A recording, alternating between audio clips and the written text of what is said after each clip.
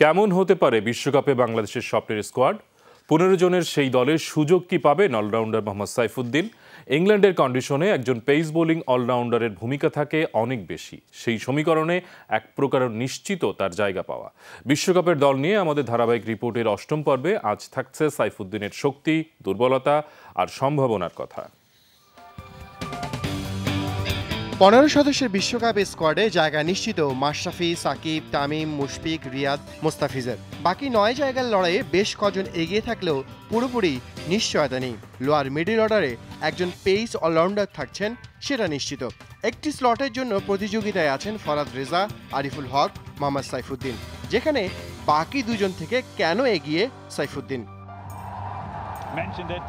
নিখুঁত line lane, swing আর স্লোয়ারের মিশ্রণে সাইফুদ্দিনের bowling, সাথে হিটিং সক্ষমতা তার ব্যাটিংয়ের বড় শক্তি। যদিও আন্তর্জাতিক ম্যাচে 7 ইনিংসে ব্যাট করে রান করেছেন 175, গড় 29.16। এর মধ্যে নিউজিল্যান্ডের কন্ডিশনে আছে 41 এবং 44 রানের দুটো ইনিংস। ইংল্যান্ডে অবশ্যই থার্ড সিমার লাগবে, কোনো সময় ফোর্থ সিমারও লাগতে পারে। রিসেন্ট পারফরমেন্স সাইফুদ্দিনের খুবই ভালো, বোলিংয়ে ভালো। এই মুহূর্তে সাইফুদ্দিন আলোচনায় তার ইনজুরির কারণে। তবে প্রশ্ন হচ্ছে, যদি ইনজুরি থেকেই থাকে তাহলে প্রিমিয়ার লিগ খেলছেন কিভাবে তিনি? বুধবারে আবাহনীর হয়ে তার বোলিংয়ের অ্যাকশন এটি, যেখানে স্পষ্ট একটা জিনিস জানা যায়, সেটি তার ইনজুরিটা মূলত টেনিস এলবোতে। যে টেনিস এলবোতে ইনজুরি হওয়ার কারণে তিনি বোলিং কিংবা ব্যাটিংয়ে তেমন কোনো সমস্যা হচ্ছে না। এমনকি ফিল্ডিংয়ের সময় তিনি যদি আন্ডার আর্ম থ্রো করেন বা মাথার উপর থেকে থ্রো করেন তাহলেও কোনো সমস্যা নেই। তবে 30 গজের বাইরে থেকে তিনি যদি থ্রো করার চেষ্টা করেন তাহলে এই টেনিস এলবো তার সমস্যা করতে পারে, যে জন্য তার বিশেষ ধরনের ইনজেকশন দেওয়ার চিন্তা করা হয়েছিল।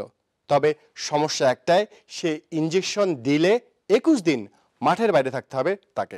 এই মুহূর্তে আমাদের আপাতত ইনজেকশনের ব্যাপারে এই মুহূর্তে আমরা চিন্তা করছি না। ফিটনেস জনিত কারণেও খেলা থেকে কিন্তু দূরে নেই, ও সব খেলায় খেলছে এবং যথেষ্ট ভালো পারফর্ম করছে। পেস বোলারদের কাজে হচ্ছে নিজেকে ফিট রাখা। আমরা যত বেশি ফিট থাকবো তত লং টাইম খেলতে পারবো, আর বিশেষ করে কন্টিনিউ খেলার উপরে আছে। এর মধ্যে আবাহনীর হয়ে লিগে করেছেন 350, 30 গড়ে 238 রান, 12 উইকেট।